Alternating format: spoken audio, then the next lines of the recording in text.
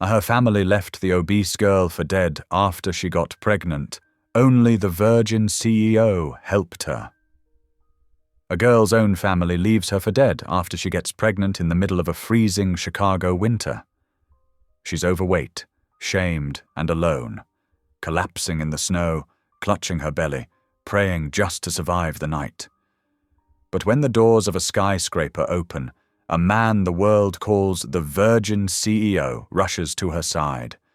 He's never even held a woman before, yet tonight he's holding her life in his hands.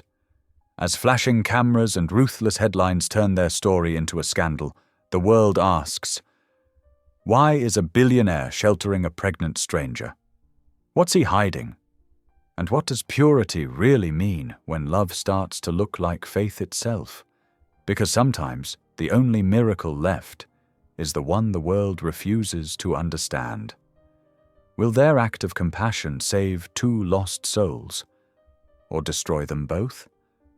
Tell me in the comments where you're watching from right now, and if this story speaks to you, make sure you hit subscribe so you don't miss the next one. The thick snowflakes stung Tara's face as she stumbled forward, her wet cardigan clinging to her shivering body. Each step felt heavier than the last, her swollen feet aching inside her worn shoes. The baby kicked, making her wince and pause to catch her breath against a frozen lamppost. Her mother's cold words echoed in her mind, cutting deeper than the winter wind.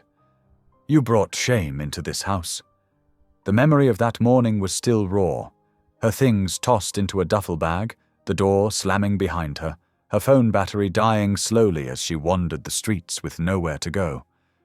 Strings of Christmas lights twinkled through the curtain of snow, their cheerful colors a stark contrast to the darkness she felt inside. Well-dressed shoppers hurried past, their eyes sliding away from her obvious pregnancy, her disheveled appearance. Their averted gazes hurt almost as much as her mother's rejection. "Please, God," she whispered, her lips trembling. "Don't let my baby suffer for my mistakes." Her prayers had felt hollow these past months, but desperation drove her to try one more time. The tall glass building of Vance Industries loomed ahead, its windows glowing warmly in the growing darkness. Tara's vision swam as another wave of dizziness hit her. Her legs felt like rubber, refusing to carry her another step. The world tilted sideways as her knees gave out. The concrete rushed up to meet her, but she managed to twist at the last second, protecting her belly as she fell. Sharp pain shot through her hip and shoulder. Through the fog creeping into her mind, she heard rapid footsteps approaching. "Miss, can you hear me?" A deep voice cut through her haze, rich, concerned, authoritative. "Someone call an ambulance now." Strong arms slipped beneath her shoulders and knees, lifting her with careful gentleness. She caught a glimpse of dark, worried eyes in a handsome face, before everything went black. Her last conscious thought was a prayer, not for herself, but for the innocent life she carried. The warmth of being held securely was the last sensation she registered as unconsciousness claimed her. The stranger's voice continued to call out instructions, but his words faded into the howling wind as Tara slipped away into the darkness, one hand still protectively curved around her swollen belly. The baby kicked again, as if sensing her distress. Even in her semi-conscious state, her maternal instinct made her try to soothe the movement with a gentle pat. The last thing she felt was being carefully lowered onto something soft, the stranger's steady hands never leaving her until help arrived. Through it all, the snow continued to fall, covering Chicago in a blanket of white that masked both beauty and pain, both kindness and cruelty. Christmas lights blinked on and off, casting colored shadows on the gathering crowd of concerned onlookers, while somewhere in the distance, sirens began to wail. Tara's prayer lingered in the air like a whisper of hope in the storm. "Please, God, protect my baby. Even if you've given up on me, don't give up on this innocent child." Then even that faded as consciousness slipped fully away, leaving her in the care of the mysterious stranger whose arms had caught her when she fell. The bitter wind whipped around the building's corner, carrying with it the sound of approaching emergency vehicles. But Tara was beyond hearing now, suspended in a darkness that was somehow warmer and more peaceful than the cold reality she'd been facing. Her body had finally given in to exhaustion, malnutrition, and the bitter cold, but her hand remained protectively curved around her belly, guarding the precious life within even in unconsciousness. The stranger, whose identity she didn't yet know, continued speaking to her in that deep, reassuring voice, though she could no longer make out the words. His hands remained steady, one supporting her head while the other checked her pulse, providing human contact when she'd felt so terribly alone. Time seemed to stop in that moment, suspended like the snowflakes swirling around them. The Christmas lights continued their cheerful blinking, oblivious to the drama unfolding beneath them. Well-dressed passers-by who had ignored her earlier now stopped to stare, their previous indifference transformed into concern, or perhaps just curiosity. Her duffel bag lay forgotten in the snow, the few possessions she had left slowly being covered by the continuing snowfall. The half-dead phone in her pocket had finally given up its last bit of charge, cutting off her final connection to the world she'd known. But perhaps in this moment of complete surrender, when all her own strength was gone, help had finally found her. The baby moved again, a gentle flutter that seemed to say, "I'm still here." Even unconscious, Tara's body curled protectively around that movement, mother's, love transcending consciousness. The stranger noticed and adjusted his hold to better support her swollen belly. That simple act of consideration, a sharp contrast to the cruelty she'd faced earlier that day. Sirens grew louder, their wailing cutting through the muffled quiet of the snowy evening. Red and blue lights began to strobe against the falling snow, creating an otherworldly effect. The stranger's voice became more urgent as he called out to the approaching emergency workers, but his hands remained gentle, his support unwavering. In that moment of crisis, as Tara lay unconscious in a stranger's arms, something shifted in the universe. Perhaps it was the answer to her desperate prayers, or perhaps it was simply the random kindness of a stranger on a snowy evening. Either way, help had arrived at last, though Tara herself was no longer aware of it. The baby moved once more, as if settling into the warmth of the stranger's careful support. Snow continued to fall, covering the city in its pristine blanket, while Christmas lights twinkled through the storm like stars of hope in the darkness. And there, on the sidewalk outside Vance Industries, a moment of human compassion broke through the coldness of a world that had turned its back on a desperate young mother. Emergency workers swarmed around them now, their practiced hands taking over from the stranger's careful hold. But he didn't step away entirely, staying close enough to answer their questions about what he'd witnessed. His deep voice provided what few details he knew, while his concerned gaze never left Tara's still form as they transferred her to a stretcher. The paramedics worked quickly, their movements efficient but gentle as they assessed their unconscious patient. They noted her pregnancy, checked her vital signs, and began emergency procedures right there on the snowy sidewalk. Their voices were calm but urgent as they communicated with each other, using medical terms that would have meant nothing to Tara even if she'd been conscious to hear them. Through it all, the baby remained active, each movement a tiny miracle of life persisting despite the circumstances.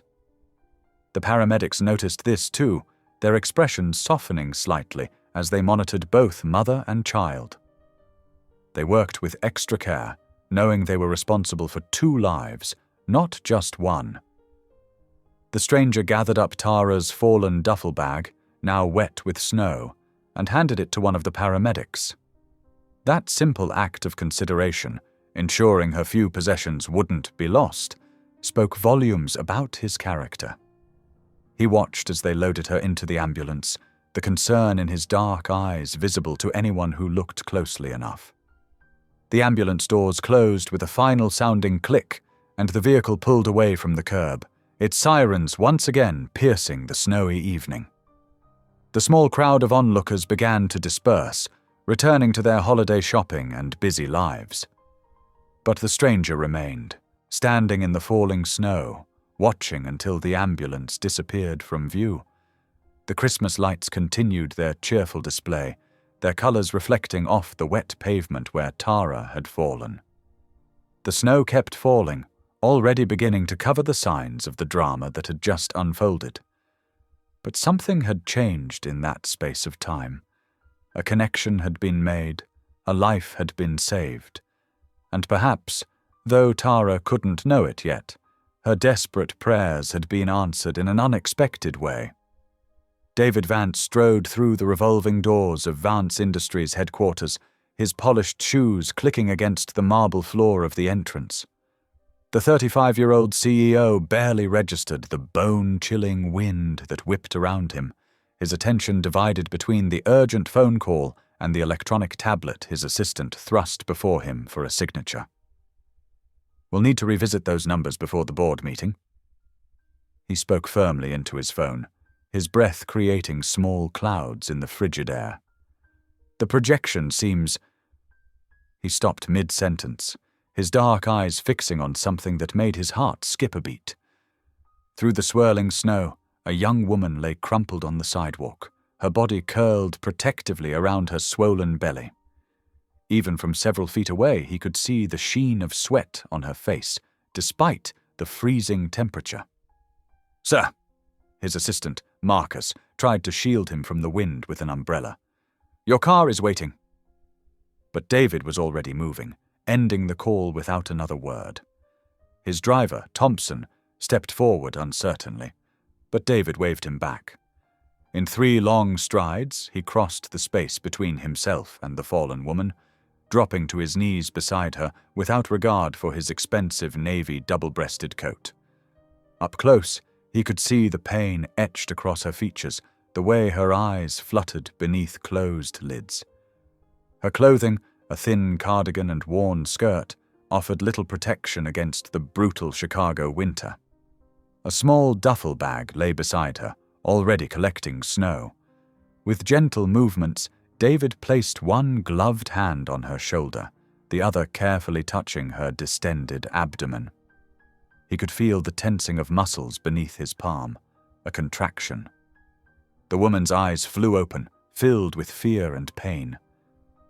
"You're safe," he murmured, his voice low and steady.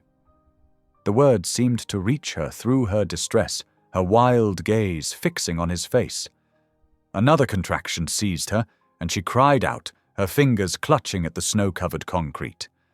Without hesitation, David made his decision. Ignoring Marcus's sputtered protests about liability and schedules, he carefully gathered the woman into his arms. "Thompson," he called to his driver, who immediately sprang into action, opening the door to the waiting limousine. "We're going to St. Mary's Hospital. Now." David maneuvered himself and his precious cargo into the vehicle's warm interior, cradling her against his chest. The woman trembled violently, whether from cold or fear or both, he couldn't tell. With one fluid motion, he shrugged out of his coat, wrapping it securely around her shivering form.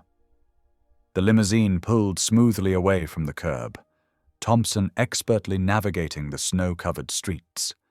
David maintained steady pressure on the woman's belly, feeling each contraction as it came. Her breathing was rapid and shallow, too fast. "Breathe with me," he instructed softly, demonstrating a slow, deep breath. "That's right. You're not alone anymore." Her eyes, glazed with pain and fear, found his face again. This close, he could see they were a striking shade of green, though clouded with exhaustion. Another contraction gripped her, and she grabbed his hand, squeezing it with surprising strength. David continued his steady breathing, encouraging her to match his rhythm. "My name is David," he said, keeping his voice calm and reassuring. "Can you tell me yours?" She managed to whisper between contractions. "Tara. Tara," he repeated, noting how her body seemed to relax slightly at the sound of her own name. "We're getting you help, Tara. Just stay with me." Through the divider, he could hear Thompson speaking urgently with the hospital, alerting them to their arrival. Marcus, seated in the front passenger seat, was unusually quiet, though David could practically feel his assistant's anxiety radiating from the front of the vehicle. The limousine's interior lights cast a soft glow over Tara's face, highlighting the tracks of tears on her cheeks and the dark circles under her eyes.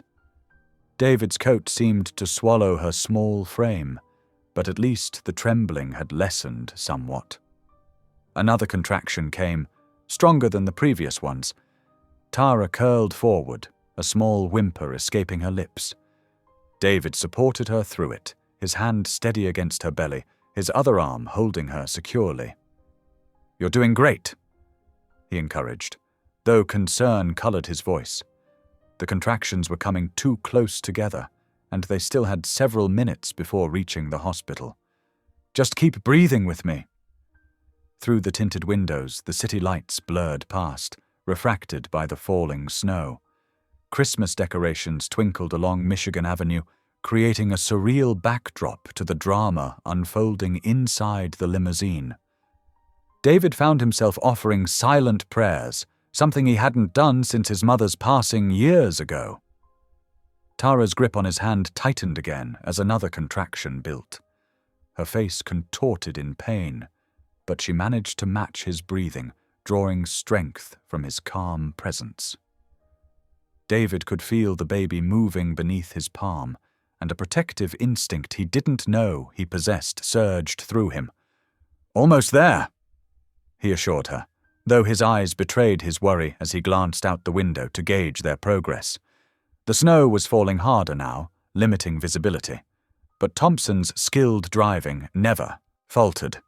David noticed Tara's eyelids beginning to droop between contractions, her responses becoming slower. "Stay awake for me, Tara," he urged, his voice taking on an edge of command that seemed to reach her. "Tell me about your baby, boy or girl?"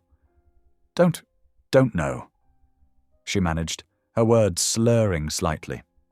"Wanted surprise." "A surprise," David repeated, keeping her engaged. "Those are the best kind of gifts, aren't they? Especially at Christmas." The mention of Christmas brought a flash of pain to her eyes that had nothing to do with the contractions, but before David could process it, they were pulling up to the hospital's emergency entrance. Medical staff were already waiting with a gurney, alerted by Thompson's call. The next few moments were a blur of activity as the car door opened and professional hands reached in to help transfer Tara onto the gurney. David emerged from the vehicle after her, his usually immaculate appearance disheveled, his suit pants wet from kneeling in the snow. Tara's hand shot out, grasping weakly for his as the medical team began to wheel her away. Without thinking, David stepped forward, catching her fingers in his. "I'm right here," he assured her, walking alongside the gurney as they moved swiftly through the emergency room doors. The harsh fluorescent lighting inside the hospital cast everything in stark relief. The worry lines around Tara's eyes, the worn fabric of her clothing beneath his coat, the professional concern on the faces of the medical staff. David continued holding her hand until they reached a set of double doors marked "Authorized Personnel Only." A nurse gently but firmly informed him he couldn't go further. David reluctantly released Tara's hand, watching as they wheeled her away. The last thing he saw was her face, turned toward him with an expression of such vulnerable trust that it struck him to his core.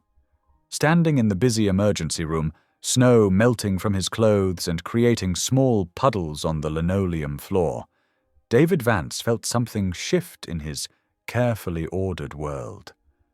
Behind him, he could hear Marcus already making calls, probably rearranging his schedule and dealing with the ripples this detour would cause.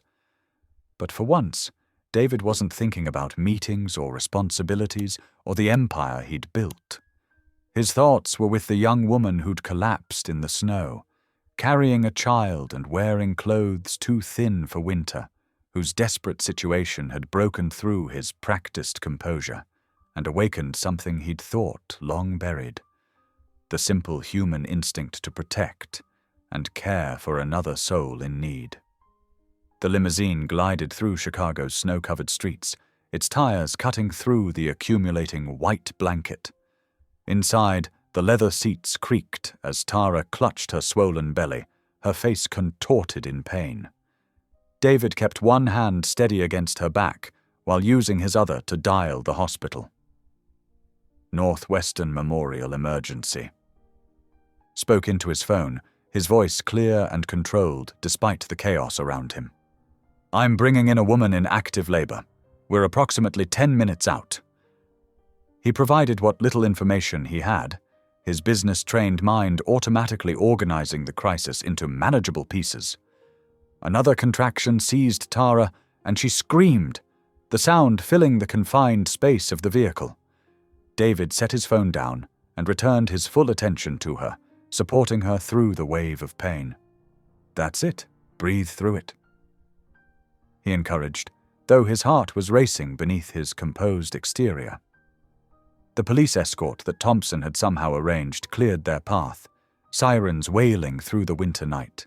Christmas decorations blurred past the windows in streaks of red and green, creating an almost dreamlike atmosphere inside the warmly lit car.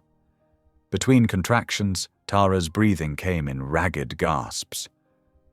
Tara, she managed to say, her voice barely above a whisper. My name is Tara Monroe. Her eyes, glazed with pain and fear, met his. I don't have anywhere to go.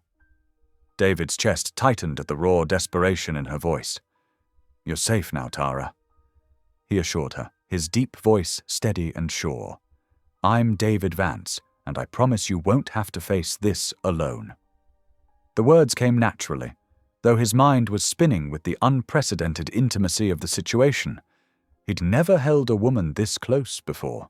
His widely publicized commitment to celibacy had kept physical contact to handshakes and the occasional formal hug. Now, with Tara's trembling body pressed against his side, her fingers gripping his shirt as another contraction built, he found himself navigating entirely new territory. The limousine pulled up to the emergency entrance, where medical staff already waited with a gurney.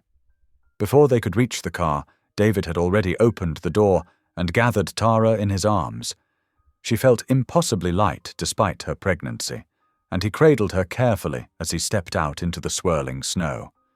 Nurses swarmed around them immediately, their efficient hands reaching to transfer Tara onto the waiting gurney. Sir, you'll need to stay in the waiting area, one of them said, trying to create space between them. But Tara's fingers suddenly gripped David's sleeve with surprising strength. Please, she begged, her eyes wide with fear. Don't go. The raw need in her voice cut through all his usual careful boundaries. I'm staying, he said simply, his tone brooking no argument. The medical staff exchanged glances but didn't protest further as they wheeled Tara into the building, David walking steadily beside her. The next hours passed in a blur of controlled chaos. They moved Tara to the delivery room, where David maintained his position at her side, one hand clasped in hers, while the other supported her back through each contraction. He found himself praying quietly, words his mother had taught him long ago rising, unbidden to his lips. Our Father, who art in heaven, he murmured during a particularly difficult contraction, feeling Tara's fingers tighten around his. Haven't prayed in so long, she gasped out between pains. God probably doesn't want to hear from me anyway. He always hears. David responded softly, wiping her forehead with a cool cloth. Always. The labor progressed, each hour bringing new challenges. David remained steady, his presence becoming an anchor for Tara as she fought through the pain. Nurse Brooks, who had introduced herself early in their arrival, moved efficiently around them, checking monitors and offering quiet encouragement. Finally, after what seemed like an eternity, the doctor announced it was time to push. Tara's strength seemed to fail her for a moment, panic flooding her features. "I can't," she whispered, tears streaming down her face. "I can't do this." David leaned closer, his voice firm but gentle. "Yes, you can, Tara. You're stronger than you know. I'm right here with you." She drew strength from his words, from his unwavering presence. With the next contraction, she pushed, her cry of effort echoing through the delivery room. And then, cutting through all other sounds, came the sharp, clear cry of a newborn baby. "It's a girl," the doctor announced, holding up the tiny, wriggling form. The baby's first cry pierced the air like a bell, strong and defiant.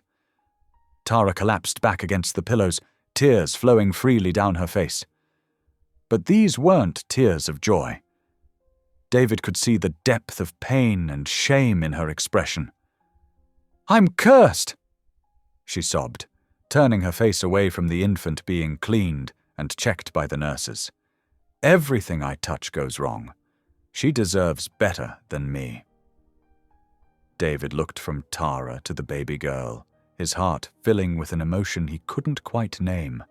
The child was perfect, tiny fingers, rosebud mouth, dark curls still wet from birth. How could anyone see this miracle as a curse? Nurse Brooks approached him quietly. "Sir, now that the delivery is over, perhaps you should head home. You've done more than enough already." David watched as they placed the swaddled infant in a bassinet, noted how Tara still hadn't looked at her daughter, saw the fear and exhaustion etched on her face. His response came without hesitation. "Not until they're both safe," he said firmly, his voice carrying the same authority he used in corporate boardrooms. But this wasn't about business decisions or power plays. This was about something far more fundamental: human dignity, compassion, and the undeniable miracle he'd just witnessed. The night shift continued its quiet bustle around them, machines beeping softly, nurses moving efficiently between tasks. Outside the windows, snow continued to fall, blanketing the city in white silence. But inside this room, something profound had shifted. Lives had changed, paths had crossed, and grace had made its presence known in the most unexpected ways. Morning crept into the hospital room like a shy visitor, casting soft rays through the half-drawn blinds. Tara's eyes fluttered open slowly, her body aching in ways she'd never experienced before. The events of the previous night felt like a dream. The snow, the pain, the stranger who'd refused to leave her side. But he wasn't a dream. There, in a vinyl hospital chair, sat David Vance, his tall frame somehow folded into the uncomfortable seat. His navy coat was wrinkled, the expensive fabric bearing witness to the long night. A cashmere scarf hung loosely around his neck, and his usual perfect posture had given way to sleep. Even unconscious, his face held a gentle determination. Tara's gaze drifted to the clear hospital crib near her bed. Inside, wrapped in a standard-issue striped blanket, lay her baby girl. The infant's chest rose and fell in peaceful rhythm, tiny fingers curled into fists beside her face. The sight made Tara's heart squeeze painfully, a mix of love and terror she couldn't untangle. Nurse Brooks entered the room with quiet efficiency, her shoes making soft squeaks against the linoleum floor. "Good morning, Mama," she said warmly, checking the monitors. "Your little one is doing beautifully. 6 pounds, 8 ounces of pure perfection." Tara tried to smile, but her lips trembled instead. The word mama felt like a weight on her chest. She had nothing to offer this child. No home, no money, not even a diaper bag. The duffel her mother had thrown at her contained 2 changes of clothes and her old Bible. What kind of mother started with so little? The nurse's movement must have disturbed David because he stirred, blinking slowly as he oriented himself. When his eyes met Tara's, they held the same kindness she remembered from the night before. "How are you feeling?" he asked, his voice rough with sleep but gentle. Before she could answer, Nurse Brooks interjected. "She's doing wonderfully, Mr. Vance, though we'll need to process some paperwork." She held up a clipboard, meaningful. David straightened in his chair, fully awake now. "I'll take care of all the medical expenses." "No," Tara said quickly, the word sharp with fear. "No, I can't let you do that." Her hands twisted in the thin hospital blanket. She'd learned the hard way that nothing came without strings, without expectations. "You've already done too much." David leaned forward, his elbows on his knees. His expression was earnest, open. "Ms. Monroe, please, let me help." "Why?" The question burst from her like a prayer. "What do you want from me?" Something flickered across his face, not hurt, exactly, but understanding. He was quiet for a moment, choosing his words carefully. "I made a vow, years ago," he said finally. "A promise to God and myself never to use anyone, especially women, or break trust. The media calls it my celibacy vow, but it's more than that. It's about integrity, about seeing people as God sees them." Tara stared at him, trying to process his words. She'd heard of David Vance, of course. His story had been in magazines, on Christian news sites, the CEO who'd publicly committed to purity. But sitting here, in this sterile hospital room, he seemed more human than headline. "Purity," he continued softly, "is about protecting, not judging. When I saw you in the snow, I couldn't walk away. Not because I wanted anything, but because walking away would have broken everything I believe in." The sincerity in his voice made her throat tight. Before she could respond, a different nurse wheeled in a breakfast tray. The smell of coffee and toast filled the room. "First things first," David said, standing to help arrange the tray. "You need to eat before we discuss anything else." His tone was firm but kind, reminding Tara of how empty her stomach felt. As she picked at the hospital eggs, David made phone calls. His voice was low, professional, but she caught fragments: guest suite and security clearance and immediate arrangements. Nurse Brooks came and went, checking vitals, showing Tara how to feed the baby. By afternoon, David had everything arranged. "There's a suite in my corporate building," he explained. "It's meant for visiting executives, but it's yours for as long as you need to regain your strength. There's 24-hour security, and I've arranged for a nurse to visit daily." Tara wanted to refuse again, but exhaustion and reality were powerful arguments. Where else could she go? What else could she do? When it was time for him to leave, David stood awkwardly by the door. "Get some rest," he said. "Someone will come tomorrow to help with discharge papers." He adjusted his scarf, smoothed his rumpled coat. Tara watched him walk away down the corridor, his shoulders straight despite his obvious tiredness. Her baby made a soft sound in her crib, and Tara found herself whispering, "Why would a man like that care?" The question hung in the air, unanswered, as morning light continued to fill the room with gentle warmth. The next morning dawned quiet and white, with snow still drifting past the hospital windows. Tara sat on the edge of her bed, already dressed in yesterday's clothes, watching her baby sleep in the clear plastic bassinet. The infant's tiny chest rose and fell with peaceful breaths, unaware of her mother's racing thoughts. A soft knock interrupted her worrying.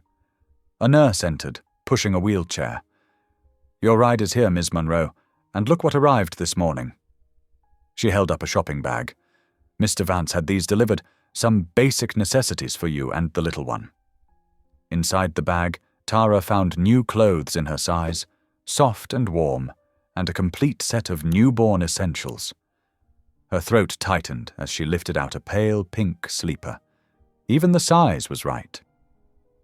"Let's get you both ready," the nurse said kindly, helping Tara change into the fresh clothes while explaining basic infant care instructions. "Remember, the visiting nurse will check on you daily for the first week." By the time they wheeled her down to the entrance, Tara felt overwhelmed by all the information: feeding schedules, warning signs, follow-up appointments.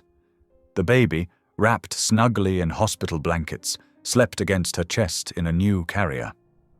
A sleek black car waited at the curb, snow gathering on its hood.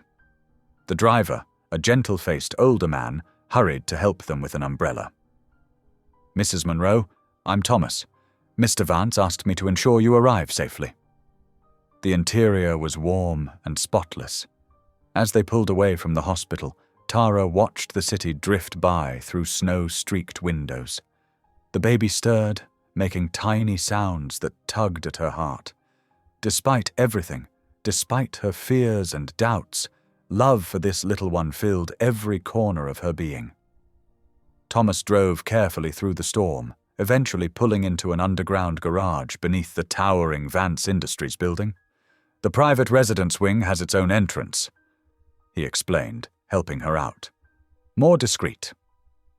A security guard greeted them at the elevator, checking an iPad before swiping his card. "Welcome, Ms. Monroe. You're on the 40th floor. Mr. Vance wanted to ensure you had a peaceful setting." The elevator opened directly into a hallway with warm wood panels and soft lighting. The guard led them to a door, demonstrating how to use the keycard and fingerprint scanner. "For your security," he explained. "Only you and essential staff have access." Tara stepped into the apartment and caught her breath. Sunlight streamed through floor-to-ceiling windows, illuminating a space that managed to feel both luxurious and comforting. The furniture was modern but inviting, with plush cream-colored sofas and thick carpets. A kitchen gleamed with stainless steel appliances, and she glimpsed a bedroom through an open door where a crib had already been set up. "There's a panic button by each bed," the guard explained, showing her the security features. "And the front desk is staffed 24 hours. Don't hesitate to call if you need anything." After he left, Tara walked slowly through the rooms, the baby still sleeping against her chest. Everything spoke of thoughtful preparation: soft blankets draped over chairs, a fully stocked changing table, even a rocking chair positioned near the windows. In the bathroom, she found every toiletry she might need, including the kinds of things she would have been too embarrassed to ask for: postpartum supplies and nursing pads. As evening approached, bringing early winter darkness, another knock came at the door. Through the security camera screen, she saw David standing there, holding shopping bags. "I brought some groceries," he said when she opened the door. "And something else."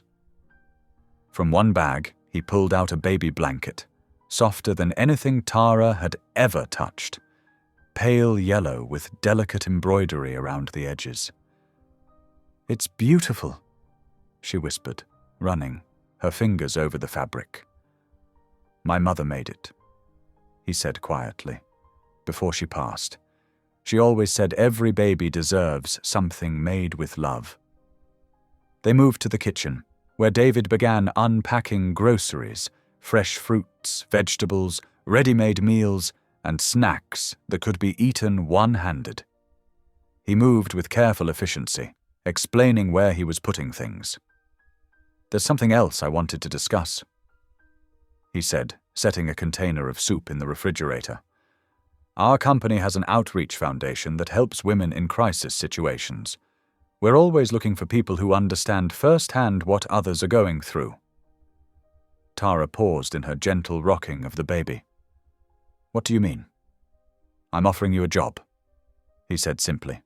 Part-time to start, working from here until you're ready, helping coordinate services for other women who need shelter and support. The pay is fair, and it includes health insurance for both of you." She stared at him, trying to process his words. I can type," she said hesitantly, "and organize files. I used to help at my church office." David's expression softened.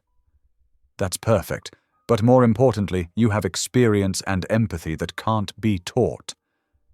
They sat at the kitchen island with cups of tea, the baby now sleeping in her crib.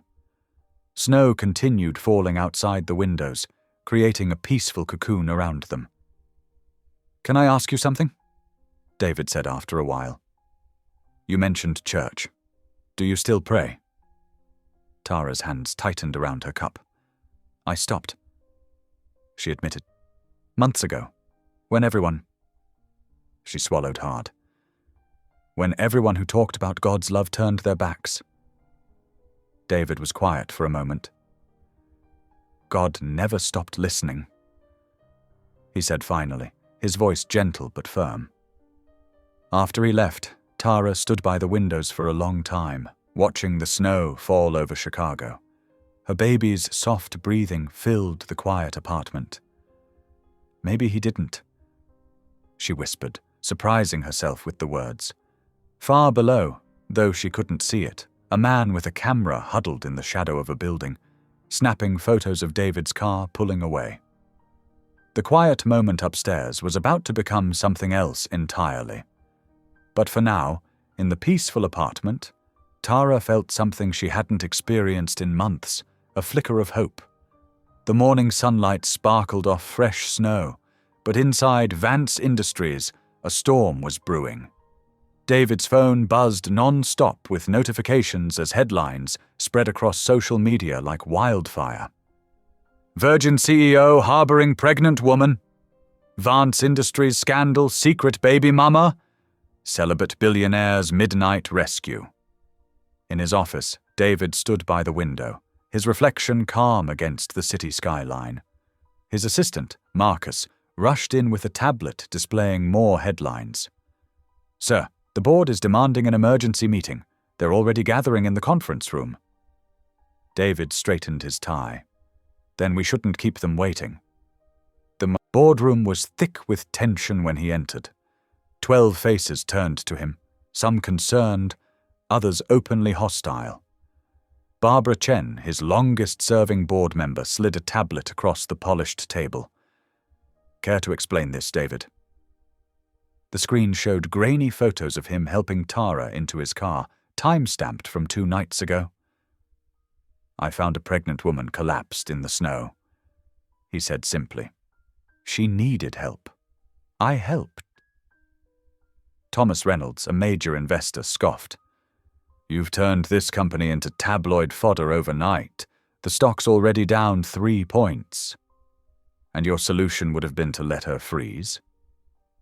David's voice remained steady, but his eyes hardened. "The solution would have been to call an ambulance and keep your distance," Barbara said. "You've built your reputation on integrity and clean living.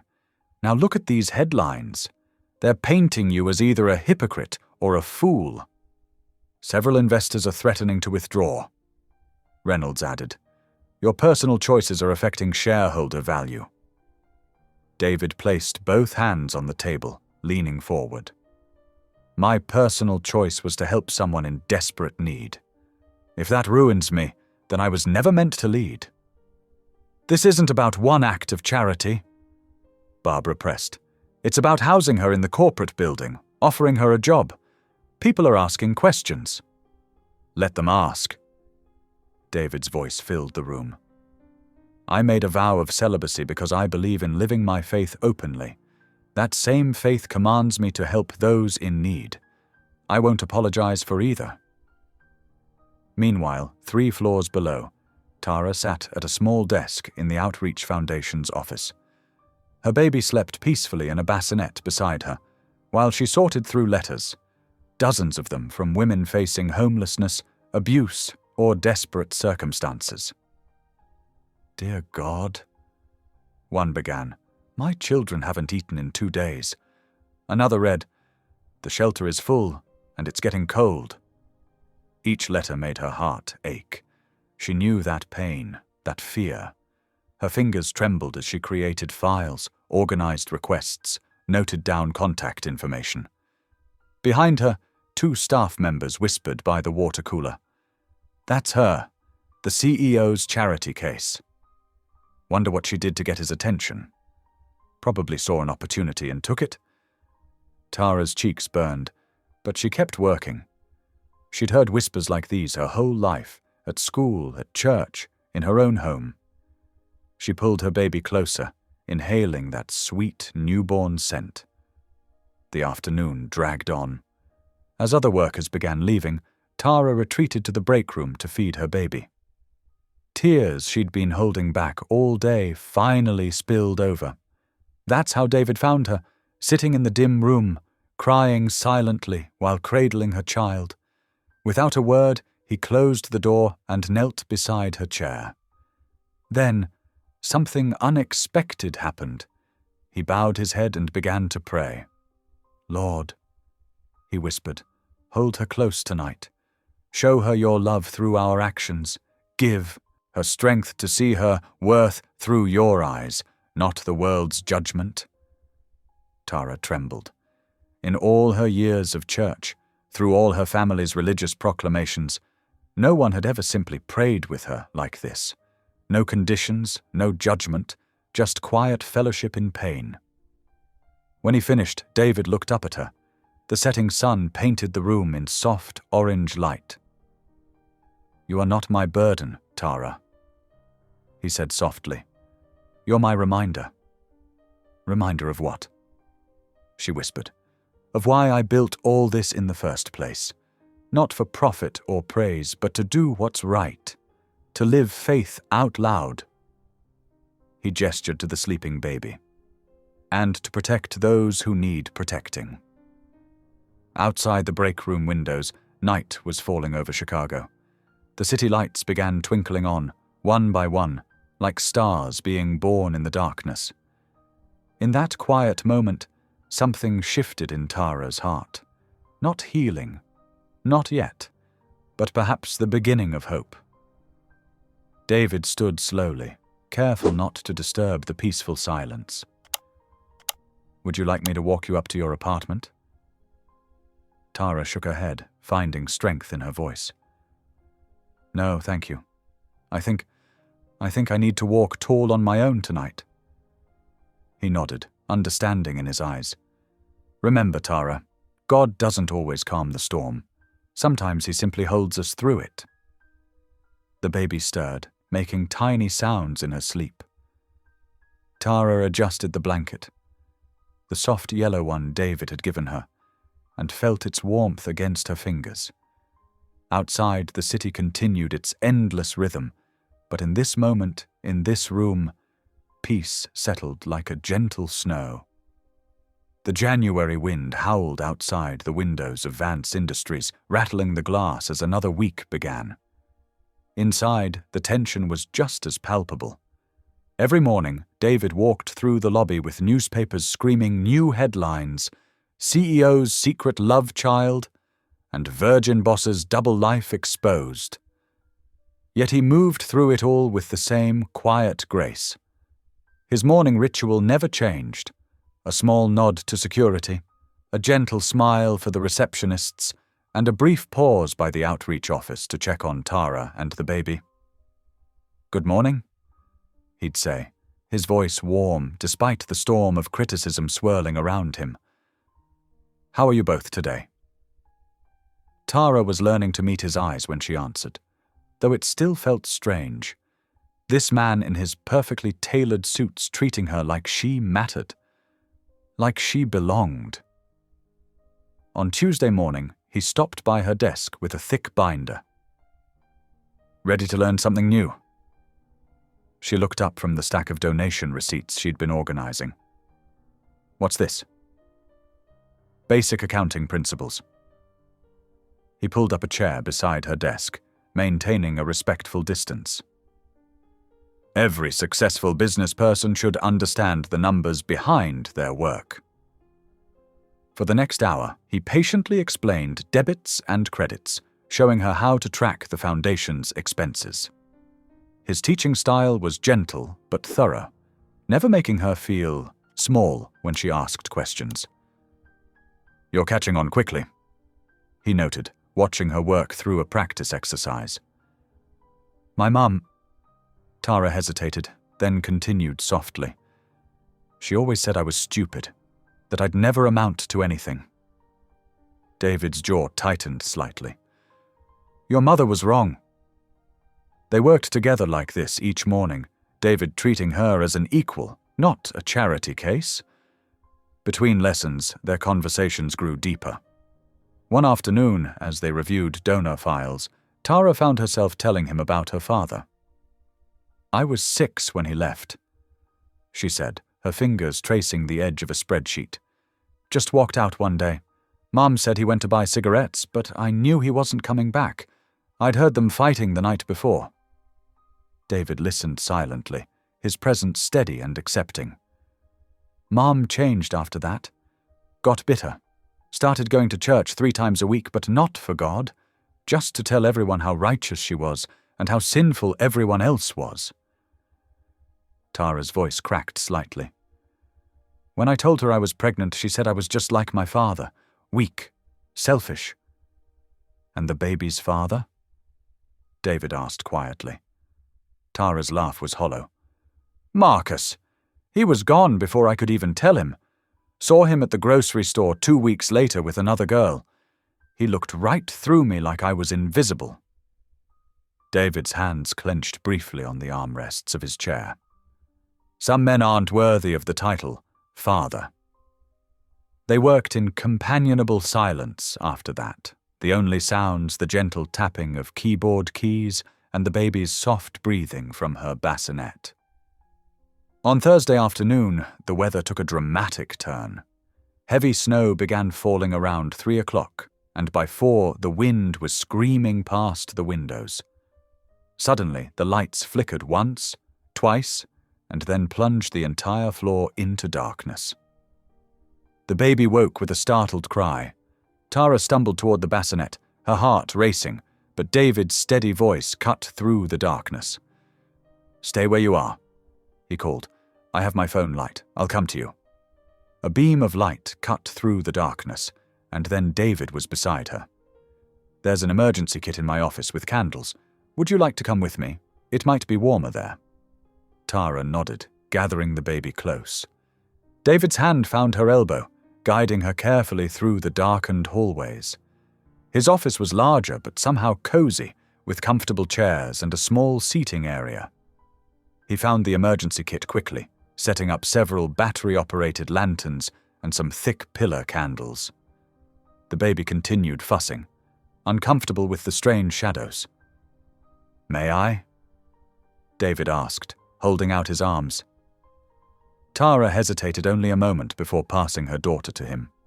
To her surprise, he seemed completely natural holding the infant, swaying gently as he walked around the office. "When I was young," he said softly, "during storms like this, my mother would sing hymns. Said it reminded us that light always returns." The baby gradually settled, her tiny fingers curling around David's tie. Tara watched them, this powerful CEO tenderly caring for her child, and felt something shift in her chest. "How do you do it?" she asked suddenly. "Do what?" "Stay so. Calm. With everything they're saying about you in the papers, the board meetings, the protests outside." David looked down at the sleeping infant in his arms. "Because I know what's true, and what others think about me doesn't change that truth." The lights hummed back to life suddenly, making them both blink. In the warm glow of the restored power, David smiled down at the baby, then back at Tara. "God gives second chances in strange ways," he murmured. Tara felt her lips curve upward, realizing with a start that she was smiling. Really smiling. For the first time in months. The expression felt foreign but good, like stretching a muscle long unused. The baby made a soft cooing sound, and David gently transferred her back to Tara's arms. Their fingers brushed during the exchange, and Tara felt a flutter in her chest that had nothing to do with fear. She looked up to find David watching her, with an expression she couldn't quite read, something between tenderness and wonder, quickly masked by his usual gentle professionalism. "We should probably get back to those donor reports," he said softly. "Yes," Tara agreed, but for a moment longer they both stayed where they were, as if frozen in the gentle aftermath of the storm. Outside, the snow continued falling, but inside, something warm and unexpected had begun to grow. The winter morning dawned crisp and clear as David's black Lincoln Navigator pulled away from Vance Industries. Tara sat in the passenger seat, her baby bundled carefully in the new car seat David had insisted on buying. The pediatrician's office was across town, and traffic moved slowly through the slushy streets. "Are you warm enough?" David asked, adjusting the temperature control. He wore a charcoal suit today, his tie perfectly knotted despite the early hour. "Yes, thank you." Tara's voice was soft, her anxiety evident in how tightly she gripped her purse. She kept glancing back at her sleeping daughter. The waiting room at Chicago Children's Medical Center was cheerful, with painted animals dancing across the walls. David sat beside them, declining several work calls, his presence steady and reassuring. When the nurse called them, he stood automatically. Would you mind coming in with us?" Tara asked hesitantly. "Of course," he replied without hesitation. The examination room was small but bright. Dr. Sarah Chen, a petite woman with kind eyes, greeted them warmly. She listened to the baby's chest with practiced care, moving her stethoscope methodically. Her expression shifted slightly, just enough for Tara to notice. The doctor listened again, longer this time. "I'm hearing what we call a heart murmur," Dr. Chen explained gently. "It's a slight irregularity in the heart's rhythm." Tara's own heart seemed to stop. Is it serious?" In many cases, especially in infants, heart murmurs are innocent, meaning they don't indicate any underlying problem. However, we'll want to monitor this closely over the next few months. The doctor continued explaining, but Tara could barely hear over the roaring in her ears. She felt David's steady presence beside her, saw him taking notes on his phone, asking careful questions about follow-up care and warning signs. The drive back was silent at first. Tara stared out the window, tears building behind her eyes. When they reached a red light, the dam broke. Her shoulders began to shake with silent sobs. David immediately signaled and pulled into a quiet side street. He put the car in park and turned to face her fully. "Tara," he said softly. "I did this," she choked out. "This is my punishment for everything I did wrong, for disappointing everyone, for being weak and stupid and—" "Stop." David's voice cracked with emotion for the first time since she'd known him. He unbuckled his seatbelt and reached for her hand, gripping it firmly. "You are not cursed, but listen to me." His eyes were intense, almost fierce with conviction. "Your child is loved. She's alive. She's beautiful and strong, just like her mother. That's not a curse, Tara. That's grace." Tara stared at him, tears still falling. His usual composed demeanor had cracked, revealing something raw and real underneath. "The doctor said many babies have heart murmurs and grow up perfectly healthy." He continued, his voice gentler now. "We'll get her the best care, whatever she needs.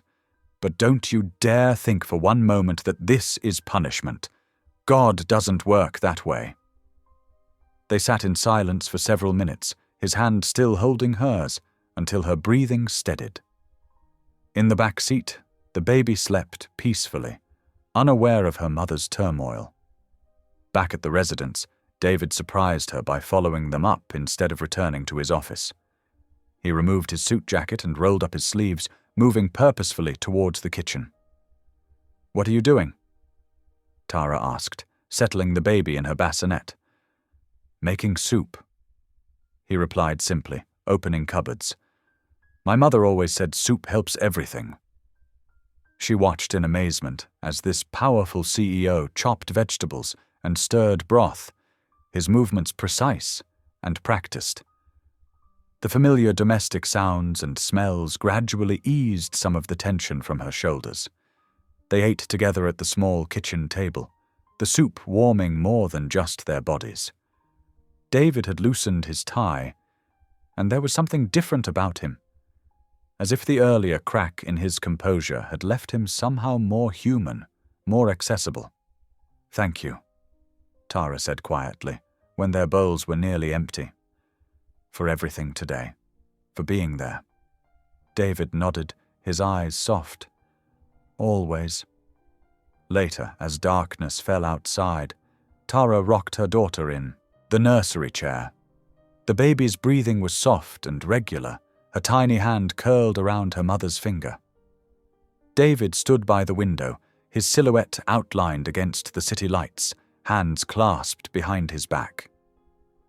Tara watched him, really seeing him for perhaps the first time. His head was slightly bowed, lips moving silently in what she knew was prayer. There was something about his stance, about the intensity of his silent communion, that made her heart ache. He prayed like a man waiting for a miracle, like someone who had known both profound loss and profound faith. The baby stirred in her arms, making tiny snuffling sounds, and Tara held her closer. Maybe David was right. Maybe this wasn't a curse at all, but Grace wearing a different face than she'd expected. In the quiet of the nursery, with David's silent prayers and her daughter's peaceful breathing, Tara felt something she hadn't experienced in months. Hope. Dawn broke over Chicago with a heavy gray sky. Tara sat at the small kitchen table, hands wrapped around a mug of tea, staring at her phone in horror. The headline screamed across the screen, "Virgin CEO's secret scandal, late-night hospital rendezvous exposed." Below it was a grainy photo that made her stomach turn. It showed David carrying her through the hospital entrance, her body limp in his arms, his face intense with concern. But the article twisted everything, painting their desperate rush to save her baby as something shameful and secret. "Don't read that garbage." David's voice came from the doorway. He looked tired, his usually pristine suit slightly rumpled. He'd clearly been up all night. "They're saying horrible things about you," Tara whispered, her voice breaking. "They're calling you a hypocrite, saying this proves your whole public image is a lie." David crossed to the window, where shouts could already be heard from the street below. A small crowd had gathered, holding signs with cruel slogans. Security guards kept them away from the building's entrance. "Let them talk," he said quietly, but Tara could see the tension in his shoulders. Her baby stirred in the bassinet beside her, making soft cooing sounds. Tara lifted her gently, cradling her close as if to shield her from the ugly reality beyond these walls. "I have to leave," she said suddenly, tears threatening.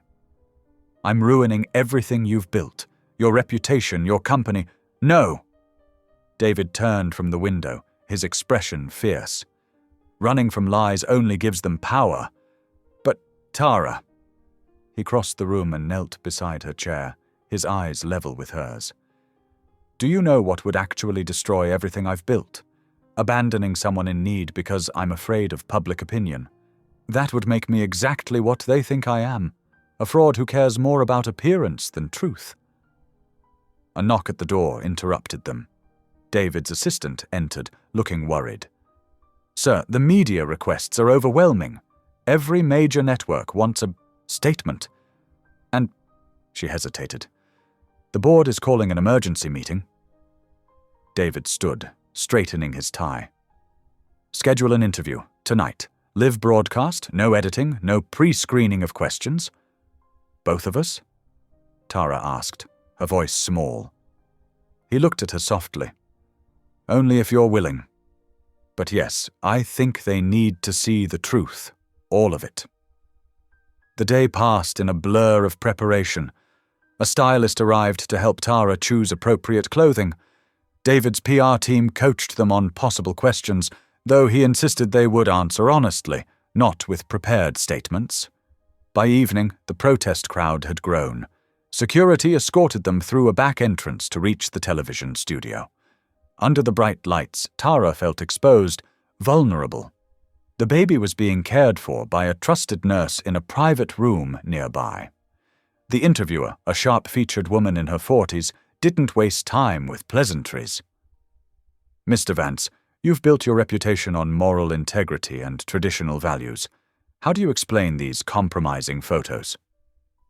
What's compromising about saving someone's life? David's voice was calm but firm. Those photos show me carrying a woman in active labor through a snowstorm to get emergency medical care. If that damages my reputation, then perhaps we need to examine what values we truly hold as a society. The interviewer turned to Tara. And you, Ms. Monroe, what exactly is your relationship with Mr. Vance? Tara's hands trembled in her lap. He's my savior, she said simply. I was homeless, in labor, dying in the snow. He didn't just save me, he gave me dignity, a chance to rebuild my life. There's never been anything inappropriate. Yet you're living in his building, accepting his charity. Some would say, David interrupted, that this is exactly what corporate responsibility should look like, using resources to help those in genuine need, not just for profit. The interviewer leaned forward, her expression calculating. Mr. Vance, let's be direct. Are you in love with Ms. Monroe? The studio fell silent. Tara held her breath, her heart pounding. David paused, glancing at her briefly before facing the camera. Love, he said slowly, is not what you think it is. It's sacrifice. It's choosing to help someone even when it costs you something. It's standing firm in what's right even when the world misunderstands. That's the kind of love Christ showed, and that's the kind of love I'm trying to live out, however imperfectly. Within hours, the interview went viral. Social media exploded with conflicting reactions. Some praised David as a modern-day saint, others mocked him as naive or deluded. Memes of his love is sacrifice quote spread like wildfire, both sincerely and sarcastically.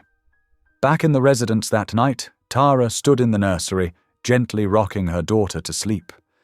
The city lights twinkled beyond the window, and somewhere below, protesters still lingered with their signs. David appeared in the doorway, his tie loosened, looking weary but peaceful. You really believe that, don't you? Tara whispered, thinking of his words about love and sacrifice. Even with all this chaos, all these people trying to tear you down. He moved to stand beside her, looking down at the sleeping baby with gentle eyes.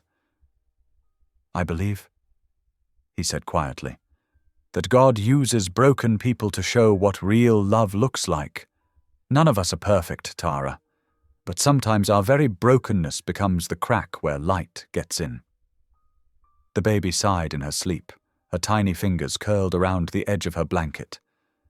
In that moment, watching David's face as he gazed at her daughter, Tara understood something profound about love, something that went beyond romance or obligation or public opinion, something that felt like grace.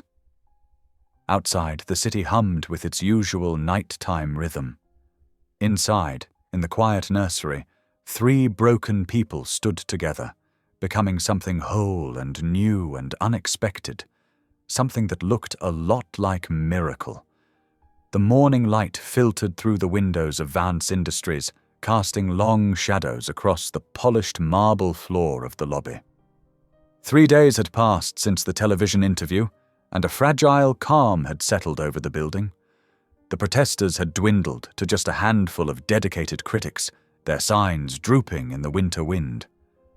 Tara sat in her small office, organizing files for the Outreach Foundation. Her baby slept peacefully in a bassinet beside her desk, a special arrangement David had made to help her balance work and motherhood. She hummed softly, a habit from her choir days that seemed to keep the little one content. The piece shattered at exactly 10:15 in the morning. "I need to see Tara Monroe! Right now!" A man's voice boomed through the lobby, sharp and demanding. Tara's hands froze over her keyboard. Her heart seemed to stop, then restart with painful force. She knew that voice, had prayed she'd never hear it again. Malcolm. Through her office window she could see him in the lobby, tall, thin, wearing the leather jacket she remembered so well. His face was flushed with anger as he confronted the security desk. "Sir, without an appointment?" the guard began. "I don't need an appointment to see the mother of my child." Malcolm's fist came down hard on the desk. "You tell her Malcolm Ross is here, and she better come down now." Tara's hands began to shake. She reached for her baby, gathering her close as if she could shield her from the very sound of his voice.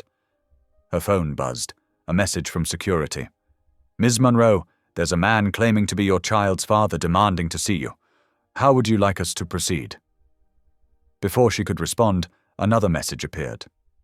"Mr. Vance has been notified and is on his way down." Tara's breath caught in her throat. No, no, no. She didn't want David involved in this mess. He'd already risked so much for her. Through her window, she watched David emerge from the executive elevator. He moved with that same calm confidence he always carried, his suit perfectly pressed, his expression composed. He approached Malcolm directly, standing just out of arm's reach. "Mr. Ross." David's voice carried clearly through the lobby. "I'm David Vance. I understand you're here to see Ms. Monroe."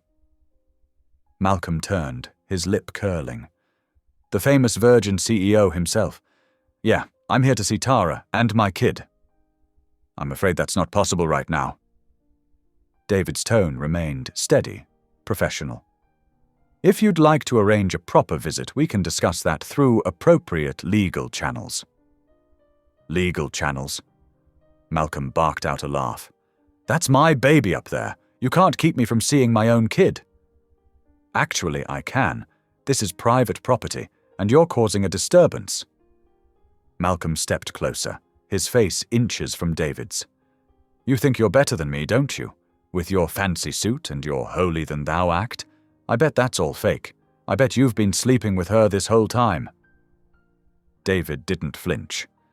"Mr. Ross, I'm going to ask you one more time to leave." "Or what?" Malcolm shoved David hard in the chest. The lobby fell silent. Security guards moved forward, but David held up a hand to stop them.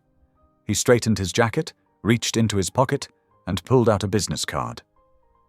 "If you ever decide to be a father," he said quietly, holding out the card, "start here.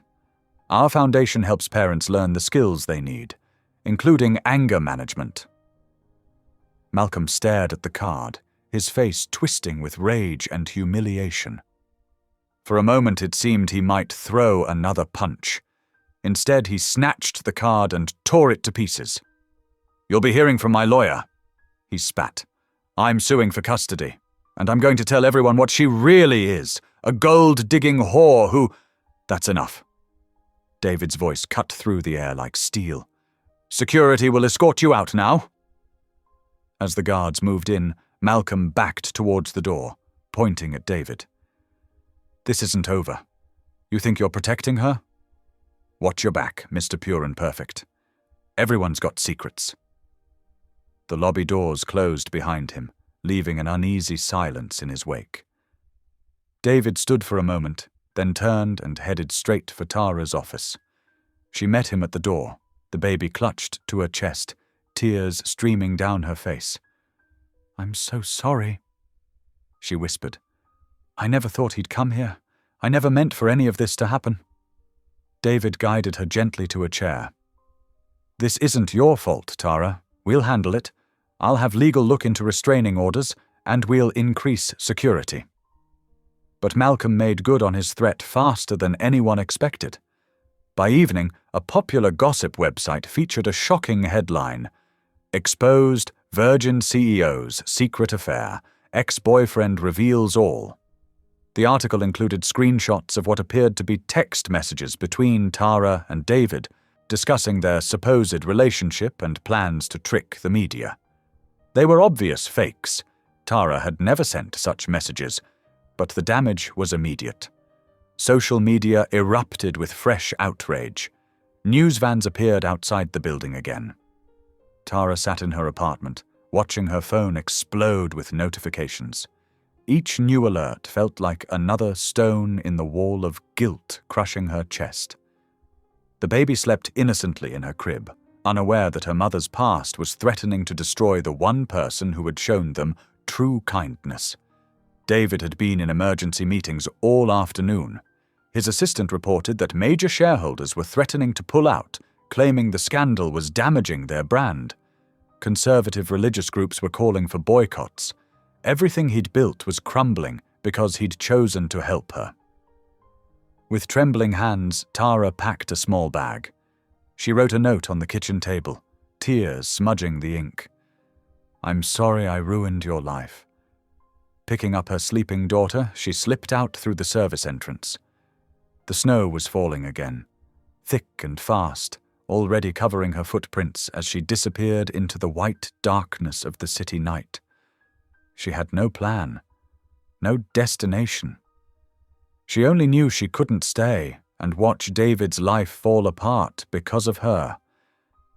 The wind cut through her coat as she trudged through the deepening snow, her baby warm against her chest, protected from the storm that her mother had brought upon them all. Behind her, the lights of Vance Industries glowed through the swirling snow, a beacon she was forcing herself to leave behind. Somewhere in that building, a good man's reputation was being destroyed because he'd dared to show kindness to a woman the world had deemed unworthy. The snow fell harder, and Tara walked on, her tears freezing on her cheeks, carrying her precious burden into the uncertain night. David's footsteps echoed through the empty apartment as he rushed in, calling Tara's name. The silence that greeted him made his heart sink. His eyes scanned the room, landing on the note sitting on the kitchen table. With trembling fingers, he picked up the paper, reading the tear-smudged words, "I'm sorry I ruined your life."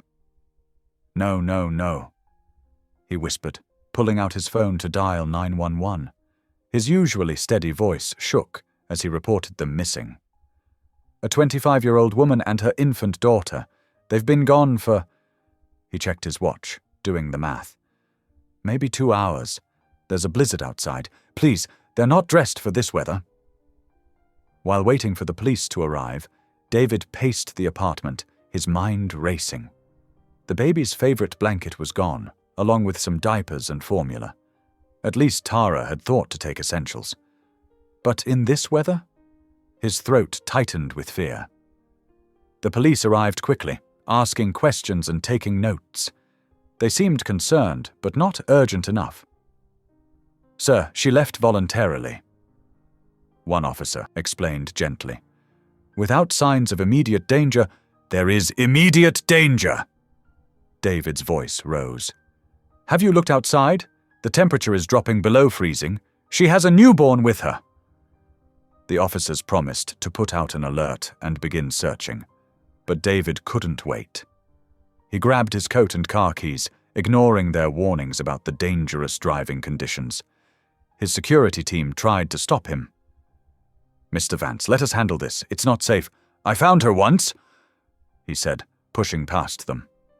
"I'll find her again." The parking garage was eerily quiet as he climbed into his black SUV.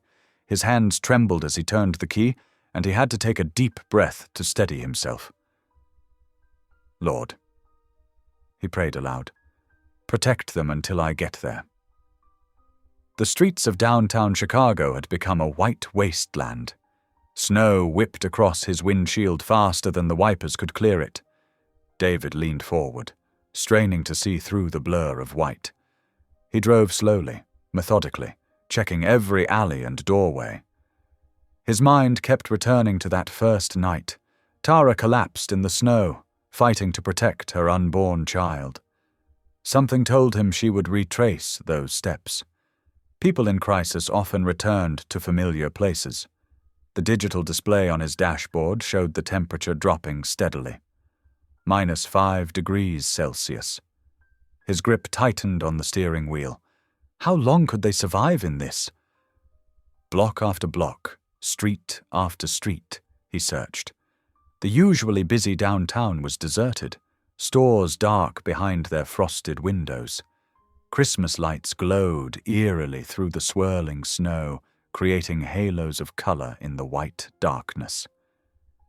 His phone rang. The police, asking him to return home and let them handle the search. He ignored it. Another call, his board chairman, probably about damage control for the latest scandal. He ignored that too. 3 hours into his search, the snow was piling so high his SUV could barely push through it. But then, there, through the curtain of white, he caught a glimpse of movement. A hunched figure struggling through the drift, clutching something to their chest. David's heart leaped. He pulled over, squinting through the passenger window. It was her. Tara was swaying on her feet, her coat wrapped tightly around the baby-shaped bundle against her chest. "Thank you, God," he breathed, throwing the car into park. He didn't even bother to turn off the engine before jumping out into the knee-deep snow. "Tara!" His voice was nearly lost in the howling wind. She turned slowly, her face pale and confused in the glow of his headlights. Recognition dawned in her eyes, followed immediately by shame. She tried to back away, but her legs buckled.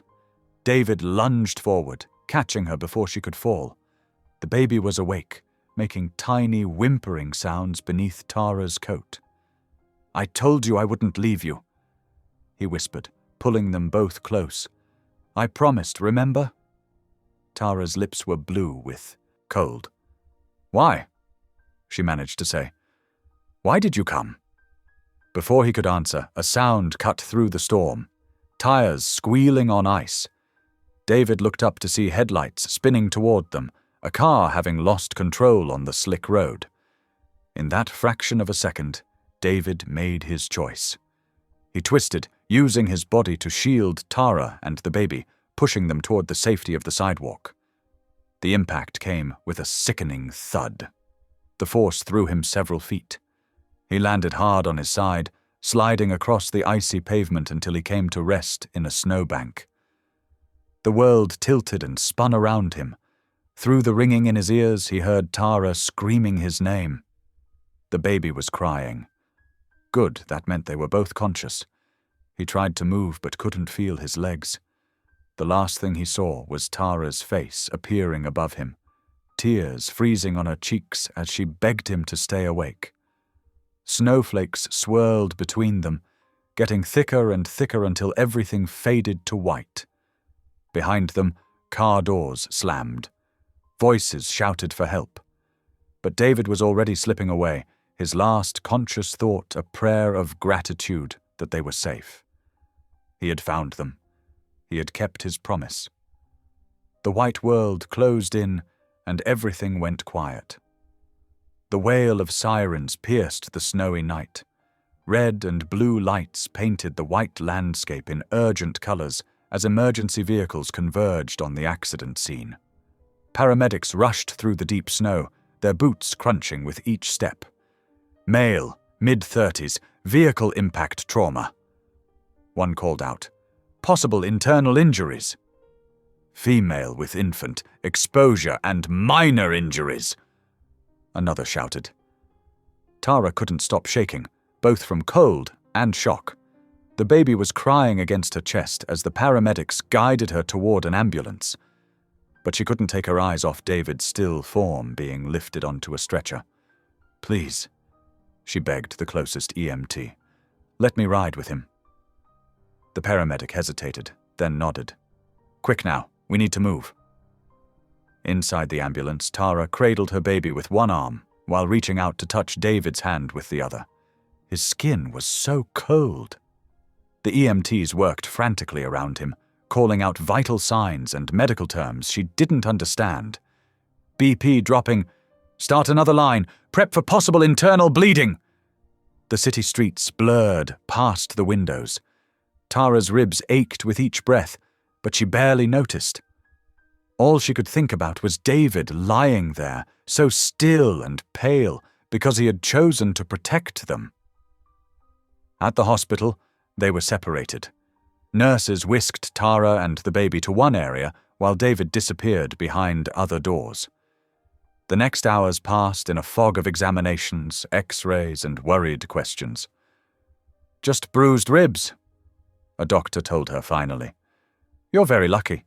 The baby is perfectly fine." Lucky. The word felt bitter in her mouth. David was in surgery because of her, because she had run away like a coward instead of facing her problems. A kind-faced nurse helped her settle into a hospital room, making sure the baby was comfortable in a small crib beside her bed. But Tara couldn't rest. Every time she closed her eyes, she saw David throwing himself between them and the oncoming car. When the nurse left, Tara slid carefully out of bed, mindful of her bruised ribs. The linoleum floor was cold against her bare feet as she made her way to the side of the bed. For the first time in what felt like years, she lowered herself to her knees. "Please, God," she whispered, her voice breaking. Tears began to fall, splashing onto her hospital gown. "Please, don't take the only man who ever showed me mercy."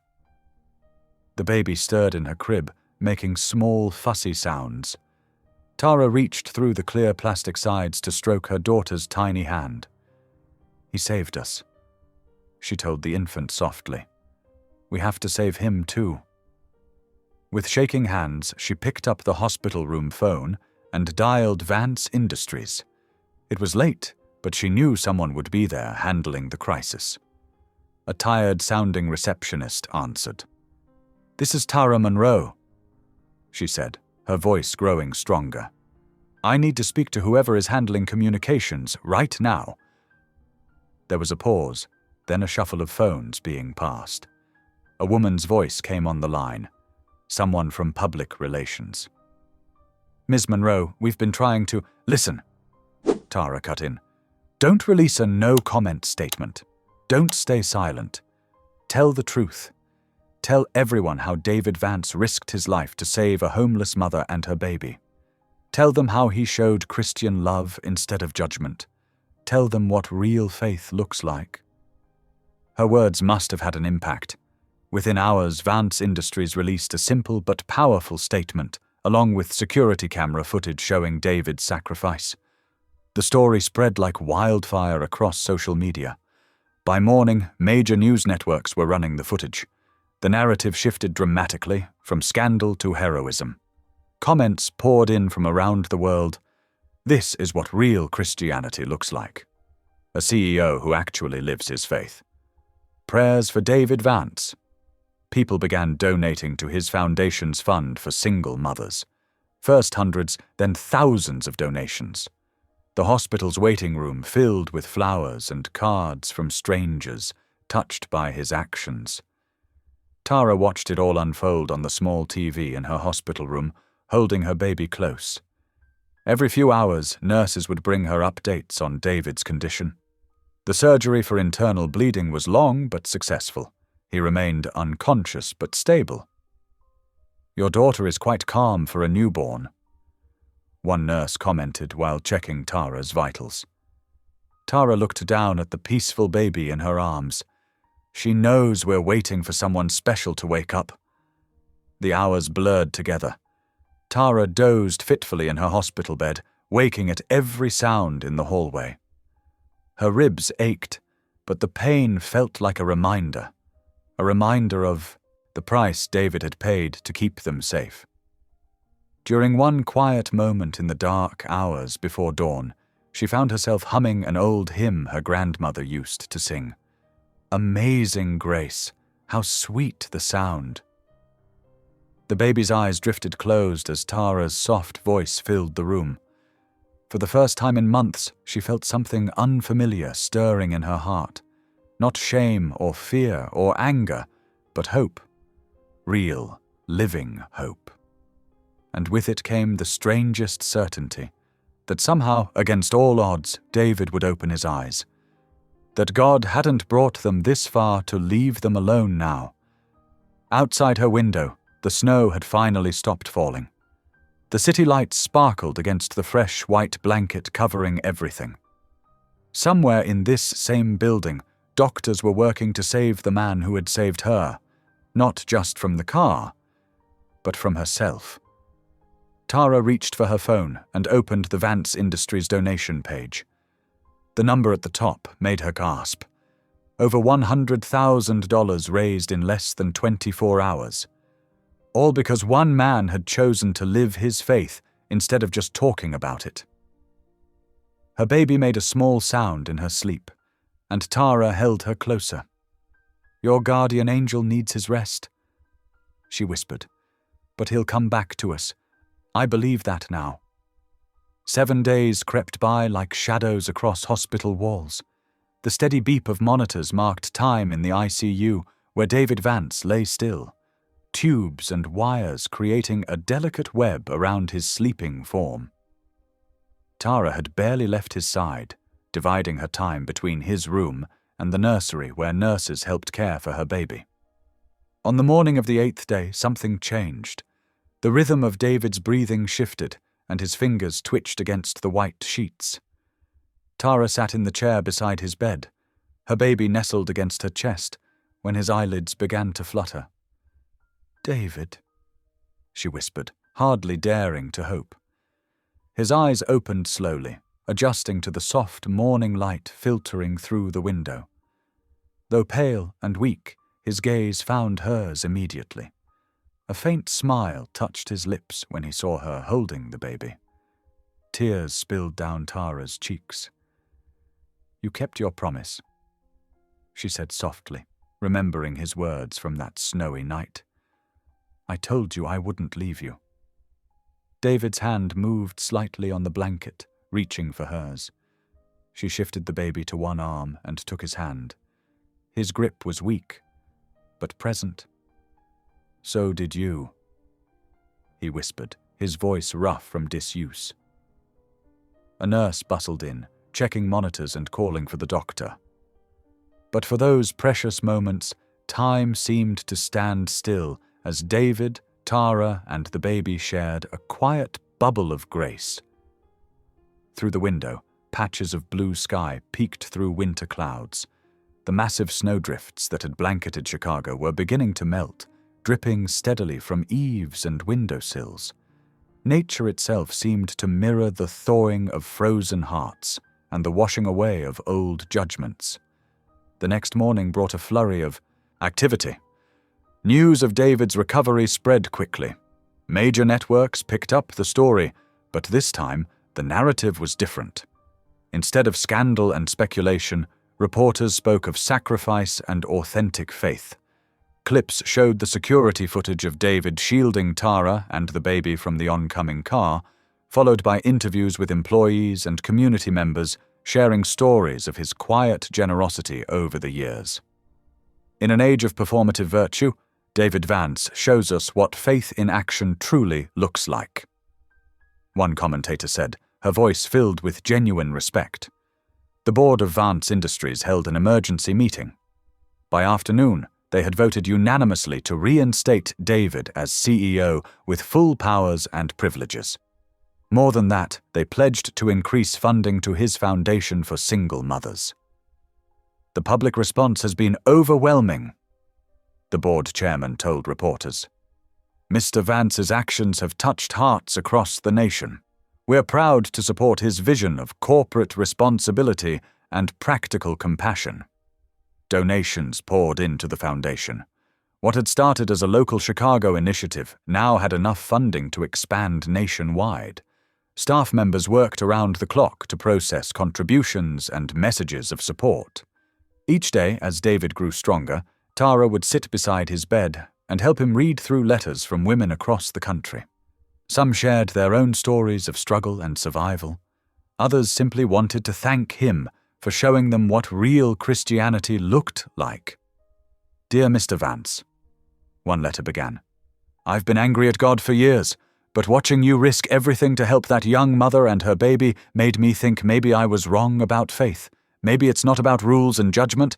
Maybe it's about love in action." Another wrote, "I'm a single mum too. When I saw that footage of you protecting them, I broke down crying. Thank you for showing the world that we're not trash. We're human beings worthy of dignity and second chances." David's eyes grew damp as Tara read these messages aloud. The baby would often sleep peacefully in her carrier nearby, her tiny chest rising and falling with each breath. Her heart murmur had stabilized, another small miracle in a season of wonders. "I never expected this," David said softly one afternoon, touching a stack of letters. "All these years, I thought my testimony was about staying pure, being disciplined. But God had something bigger in mind." Tara adjusted his pillow, her movements gentle and sure. "You showed people that faith isn't just words. It's getting your hands dirty. It's carrying someone when they can't walk. It's risking everything for love." "For love," David repeated thoughtfully. He reached out to touch the baby's tiny hand. "You know, when I first saw you in the snow that night, I thought I was just doing my Christian duty. But God knew better. He knew I needed you both as much as you needed me." The baby stirred and made a small cooing sound, as if agreeing. Sunlight streamed through the window, creating a warm pool of light on the hospital floor. Outside, the sound of dripping snow created a peaceful rhythm. "The pain was worth it," David said, his voice growing stronger. "Every broken bone, every criticism, every moment of doubt, it all gave birth to something divine, something bigger than ourselves." Tara nodded, understanding in her eyes. Like the snow melting outside, what looked like death is actually making way for new life. They sat together in comfortable silence, watching the winter light play across the room.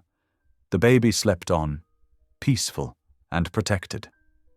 And in that quiet moment, both David and Tara knew with certainty that their story wasn't just about survival anymore. It had become a testimony of transformation, of how love could melt the coldest hearts and bring hope to the most desperate places. The Foundation's phone kept ringing with new donations. The media continued to praise David's courage. But in that hospital room, none of that mattered as much as the simple truth they'd discovered. That sometimes the greatest acts of faith don't look religious at all. Sometimes they look like a man carrying a homeless mother through the snow, or a woman finding the strength to trust again, or a baby whose very existence reminds everyone that miracles still happen. David's recovery progressed steadily, marked by small victories each day. And through it all, Tara remained beside him, their shared journey becoming a beacon of hope for countless others who needed to believe in second chances. 2 weeks passed like a slow exhale after holding breath for too long. The hospital corridors, once tense with uncertainty, now echoed with the quiet buzz of routine discharge procedures. Morning light streamed through the windows, painting everything in cool winter clarity. David sat on the edge of his hospital bed, dressed in fresh clothes that his assistant had brought, dark slacks and a comfortable sweater that hid the bandages underneath. His movements were careful, deliberate, but his eyes held their familiar warmth. The doctors had warned him to take it easy, but there was an eager energy about him, the kind that comes with finally going home. Tara stood nearby, checking his discharge papers one last time. She'd grown more confident in these 2 weeks, handling both baby care and David's recovery with quiet determination. The baby slept peacefully in her carrier, wrapped in a soft pink blanket, making those tiny sounds that only sleeping infants can make. Ready? Tara asked, folding the papers into her bag. David nodded, easing himself into the wheelchair that hospital policy required. More than ready. The nurse gave final instructions about medication schedules and follow-up appointments, but David's attention was fixed on Tara as she gathered their things, moving with the natural grace of a mother protecting her child. She'd changed, too. There was a steadiness to her now, a purpose that had replaced the desperate fear he'd first seen in her eyes that snowy night. They made their way down the hospital corridor, Tara pushing the wheelchair while managing to keep the baby carrier close. Other patients and staff smiled as they passed, some recognizing them from the news coverage that had made their story famous. Outside, the winter sky stretched vast and clear above them, though the air still held its bite. The hospital entrance was crowded with reporters who'd somehow gotten word of his discharge. Camera flashes sparked like lightning, and questions flew through the air. "Mr. Vance, what are your plans now? Is it true the foundation is expanding nationwide? Ms. Monroe, will you be staying on at Vance Industries?" David raised his hand in a gentle but firm gesture of dismissal. The reporters, surprisingly, fell silent. Perhaps there was something in his calm dignity that commanded respect, or maybe they'd learned enough about him to know when to step back. He turned in the wheelchair to look up at Tara, who stood protective and uncertain behind him. The morning light caught the tears gathering in her eyes before she could blink them away. "You said no one would ever want you," he said softly, his voice carrying only to her. "But I prayed, and God sent me too." The tears spilled over then, trailing down her cheeks. She tried to wipe them away with her free hand, but they kept coming. David reached up and caught her hand in his grip warm and secure. The touch said everything words couldn't, about protection, about belonging, about prayers answered in unexpected ways. They walked together to his waiting car, taking their time despite the cold. David insisted on standing from the wheelchair, moving carefully but steadily. The baby stirred in her carrier, making those small cooing sounds that seemed to punctuate their important moments. As David helped Tara into the car, ensuring both she and the baby were safely settled, the first snowflakes began to fall.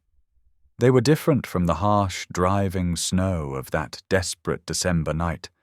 These fell soft and slow, like bits of grace drifting down from heaven. Once they were all inside the warmth of the car, Tara looked over at David. Her voice was quiet, but steady. "What comes next?" David smiled faintly, watching the gentle snow through the windshield. "Spring," he said simply. The snow continued its peaceful descent as the car pulled away from the hospital, carrying its passengers toward whatever grace tomorrow might bring. Spring sunlight streamed through the floor-to-ceiling windows of the Winter Grace Project's renovated headquarters, casting warm patterns across the modern office space. The walls, painted in soft blues and creams, displayed photographs of mothers and children, each image telling a story of hope renewed. The reception area hummed with quiet activity as women came and went, some carrying babies, others clutching folders of paperwork that would help them build new lives. Tara Monroe stood in her office doorway, wearing a flowing lavender dress that caught the light as she moved. Her hair was styled in neat waves, and she carried herself with a confidence that had grown steadily over the past year. On her desk sat a framed photo of her daughter's first birthday celebration, a moment of pure joy captured in morning light. She watched as a young mother, barely 19, rocked her newborn while filling out housing assistance forms. The scene brought back memories of her own desperate winter night, now transformed into a testimony that helped others find their way forward. "Mrs. Chen needs the quarterly report for the Chicago branch," her assistant called from the front desk. Tara smiled, gathering the papers she'd prepared. The foundation now operated in 12 cities, with plans to expand to 20 by year's end. Each location offered housing assistance, job training, and most importantly, a community of support for women who thought they'd lost everything. Down the hall, she could hear David's voice in the conference room, his tone steady and passionate as he spoke with potential donors. Even after a year, he still walked with a slight limp, a reminder of that snowy night when he'd risked everything to find her. The doctors said he might always carry that mark, but David called it his grace reminder. The foundation's success had exceeded everyone's expectations. What began as a scandal had blossomed into a movement, with churches and businesses across the country partnering to support their mission.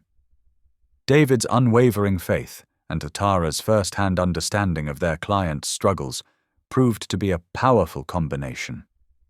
She paused at the conference room door, watching him work. He stood at the whiteboard, marker in hand, explaining financial projections to a group of attentive investors. His suit was perfectly tailored, but his sleeves were rolled up, always ready to do the hands-on work their mission required. "The return on investment isn't just financial," he was saying. "It's measured in lives transformed, in children who will grow up knowing they're valued, in mothers who rediscover their worth." Their eyes met briefly across the room, and they shared a small smile. These moments happened throughout their days, quiet acknowledgements of the miracle their partnership had become, not just in running the foundation, but in building a life neither had dared to imagine possible. The afternoon passed quickly, filled with counseling sessions, phone calls, and the 1,000 small tasks that kept their mission moving forward. As the sun began to set, they prepared to head home. Tara gathered her things while David finished a final email to their board members. "Ready?" he asked, appearing in her doorway with his coat draped over one arm. "Almost," she replied, tucking a file into her bag. "I just got off the phone with our new Detroit location. They're already at capacity." David nodded, understanding both the challenge and the blessing in that news. God keeps sending them to us. They walked to the elevator together, their shoulders brushing comfortably. The evening cleaning crew was arriving, and they exchanged warm greetings with the staff, who'd become like family over the past year. The drive home was peaceful, streetlights beginning to twinkle in the gathering dusk. Their townhouse sat on a quiet street lined with mature trees, its brick facade warm and welcoming. As they pulled into the driveway, the front door opened, and their nanny appeared with a toddling figure in her arms. "Dada! Mama!" The little girl's voice carried across the front yard, her arms reaching out. David's face lit up as he carefully lifted her, his limp momentarily more pronounced as he adjusted to her weight.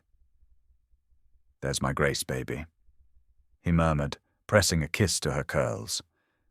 Inside, the house was warm and fragrant with dinner cooking. The nanny had prepared a simple meal before leaving, and they settled into their evening routine. The baby babbled happily in her high chair while they ate, occasionally managing to get more food in her mouth than on her bib. After dinner and bath time, they gathered in the living room. The first snowflakes of the season were beginning to fall outside the wide windows, fat and lazy in the evening air. David sat in his favorite armchair, the baby dozing against his chest while Tara curled up beside them. The city spread out below their window, Christmas lights beginning to appear like early stars. It was so different from that desperate night a year ago. The same snow, the same city, but everything transformed by grace. Tara leaned her head against David's shoulder, breathing in the peaceful moment. "The winter that almost took us," she whispered, watching the snow fall, "gave us everything." David pressed a gentle kiss to her forehead, his free arm drawing her closer. Outside, the snow continued its quiet dance, and the city glowed with Christmas lights, proof that grace always returns, even after the longest storm. The baby stirred slightly, making those soft sounds that still melted their hearts. Her tiny hand clutched David's shirt, and Tara reached out to stroke her back. Together they sat in comfortable silence, watching the snow fall, their hearts full with the knowledge that sometimes the hardest winters bring the most beautiful springs. Through the window, they could see other families in their homes, Christmas trees twinkling in windows, children pressing faces against glass to watch the snow. The whole city seemed to be holding its breath in wonder, just as it had that night when their story began. But now, instead of desperate prayers in a storm, their hearts were full of gratitude for prayers answered in ways they never expected. The Foundation's success, their growing family, the lives they touched daily, all of it had grown from what seemed like their darkest moment. It was proof that hope could bloom even in the coldest seasons, that grace could find its way through any storm. As evening deepened into night, the snow continued its gentle fall, each flake a reminder of how far they'd come. Their little family, born in winter's depths, now stood as testament to the power of faith, love, and second chances. The city glowed below them, Christmas lights sparkling against the snow, while inside their warm home they held on to each other and the miracle they'd become. Thank you for being here. If something in this story stayed with you, I'd love to see you again. Subscribe, and tomorrow I'll bring you another story crafted with heart.